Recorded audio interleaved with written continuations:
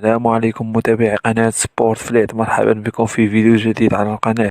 علق قائد منتخب البرتغال كريستيانو رونالدو لأول مرة على خروجهم من بطولة كأس العالم قطر 2022 بعد الخسارة من المغرب بهدف نظيف في مرحلة دور ثمانية يوم أمس السبت.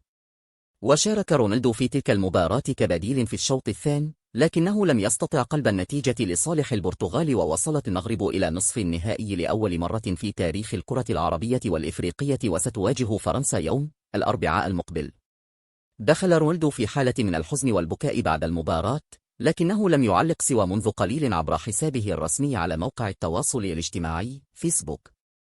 كان الفوز بكأس العالم للبرتغال أكبر حلم في مسيرتي وأكثرها طموحا. لحسن الحظ فزت بالعديد من الألقاب الدولية خاصة مع البرتغال، لكن وضع اسم بلادنا في أعلى مرتبة بالعالم كان حلمي الأكبر.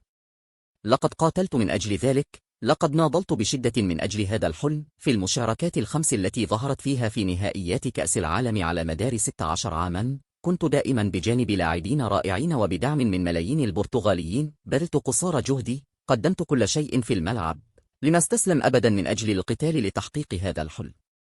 للأسف انتهى الحلم بالأمس.